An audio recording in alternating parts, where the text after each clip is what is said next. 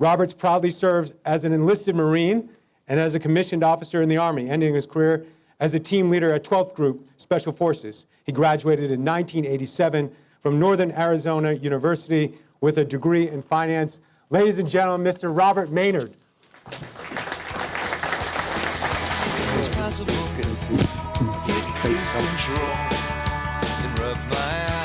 I don't know how I followed Jill, though. That's an impressive lady. Well, thanks for coming. It's great to see you, Rob. Sure.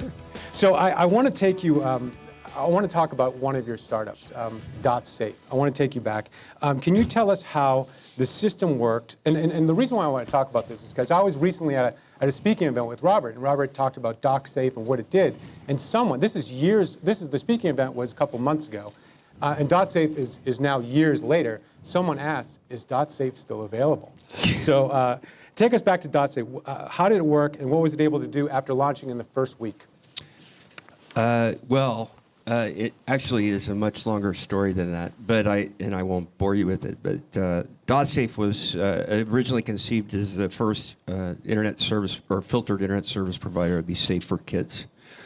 I had exited Internet America, and I had written books on keeping kids safe on the internet, and I saw a story on the local news about a girl who had met some idiot in the chat room. They had, he and his wife had taken her to the backwoods of Tennessee and locked her up, and she ran away in Christmas and called her grandfather. And anyway, so it was like being a doctor and driving by an accident. I have the resources, I have the knowledge, I have the team, so I'm going to go fix this. The dial-up business, or the internet service provision business, ended up being a failure, but we pivoted into the first in-network filtering and surveillance system in the world.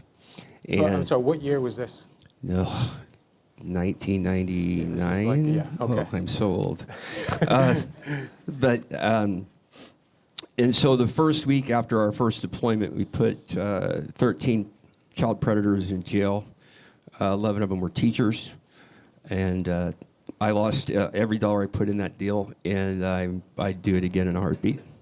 That was an awesome story. And the woman who stood up and asked the question, is it still available? I believe she was either a principal or a teacher at school. So I wanted to share that because this is the timing issue. You got to be right at the right time, right? So, I see you as an industry sort of creator and a business creator. Can you talk about those pioneering conversations you've had, like Craig, with the investment community to say, hey, we've got something that's going to prevent, predators, and now we have LifeLock, who is going to protect people's assets, and now SurchX. Can you talk about what are those conversations, having to create an industry and a business at the same time?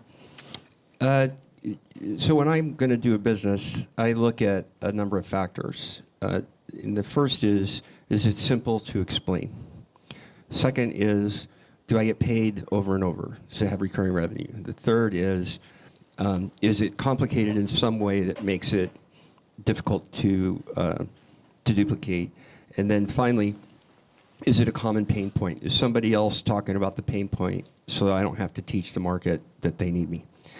LifeLock was an example of that because the whole world was talking about identity theft back in 2004, 2005, and the vision I had was that we would create something that could stop identity theft before it happened, rather than the product that was on the market at the time, which is credit monitoring, would tell you a month after it had happened. And we were able to put that together.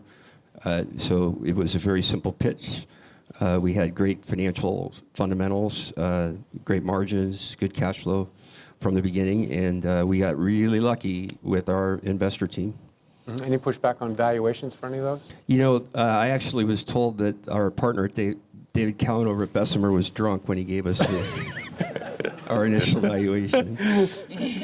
So I love the culture that you've created in at least the SurchX and the other. Can you talk about, first of all, explain your 4 cultural tenets, and then can you tell about here and now affects who you take money from? Right. So our 4 core tenets are do what you should, not what you can, which is a very profound decision rule when you start thinking about it. Be right here, right now. Oh, crap, come on. We're about what matters, and what matters is integrity, profitability, performance, people, society, and you. And then what's the fourth one, Rob? Here and now. No, Be I already here. said that. Well, let's talk Be about right here, right now. Let's talk about be right here and right now, and how that affected your recent conversation with an investor group. So one of the things that we say is the right here, right now. Evidences itself, and we do not allow electronics in meetings, unless you are the presenter and you need it. They don't come in, and that allows our meetings to be 15 minutes long instead of an hour long. They become very intense and direct, and we get in, we get out, and people feel respected and heard, and they actually are heard, because when you're doing your email, and so I was in a board meeting with a venture investor, and he was doing his email, and I'm like, Jim, I won't tell you his last name, but Jim, we don't do that here. I need you to close your laptop. And who tells the investor, shut your laptop, turn off your phone, right? But he admired it greatly and ended up investing. So. I think it's great advice, right? Because you want them to be, you don't want to have to repeat that. You want them to get everything, and you want to make. You can't possibly when your attention is split. Yeah, so it's great, especially someone who's making the investment, right? You want their attention, right? Yeah, and I've learned not to be afraid of prospective investors. I think that, in fact, a predator, and we could call some of you guys predators, but a predator is attracted to fear. And if you show them fear and you show them that you're not secure in who you are and that we need your money desperately. I've been in that position.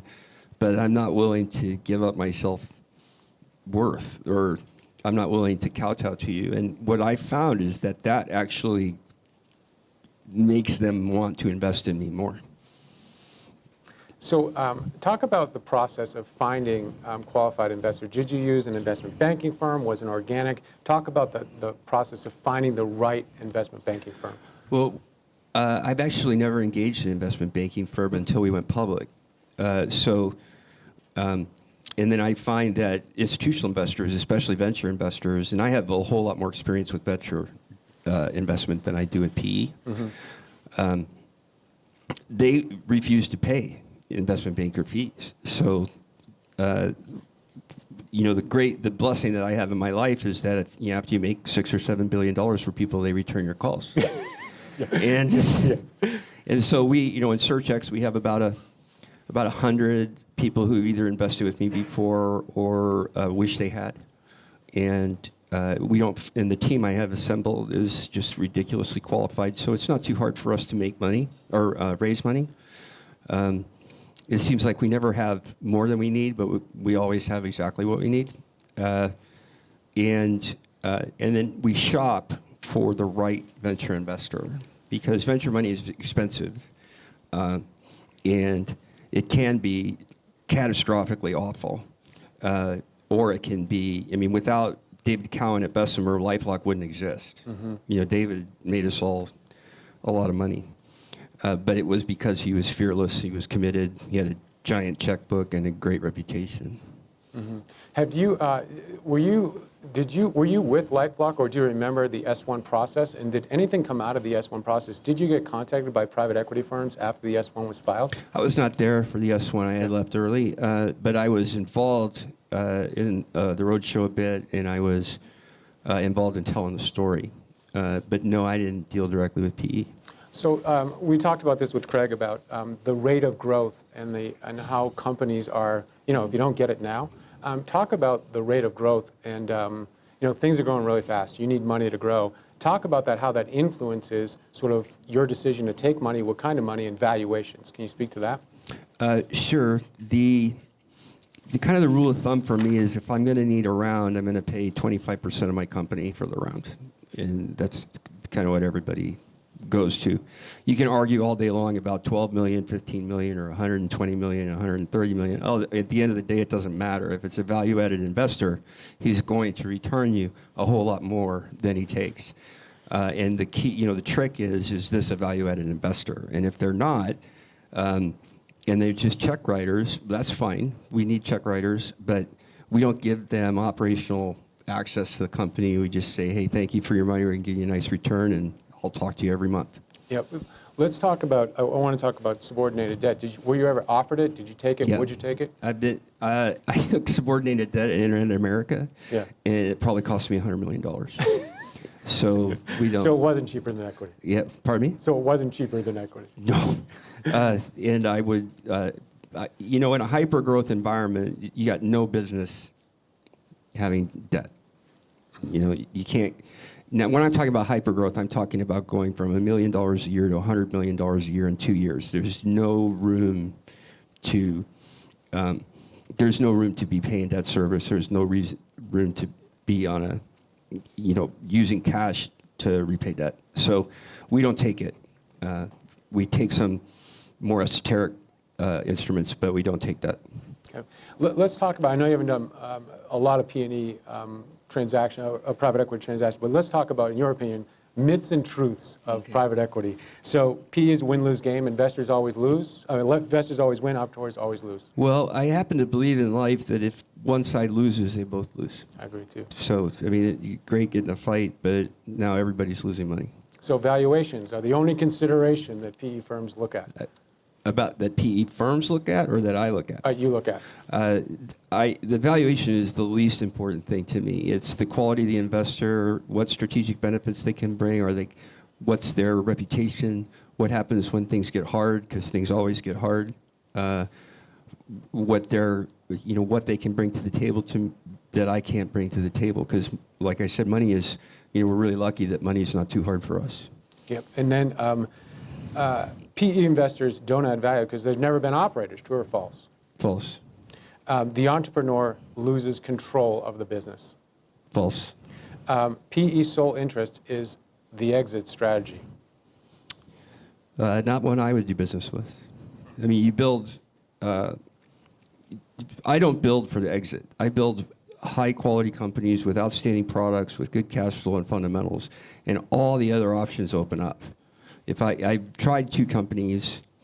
I've tried to build two companies thinking about the exit, and they were both catastrophic failures. So I don't, if a PE company comes to me and they're all about, we're going to exit in 2 years, I would not take their money, no matter how much I needed it.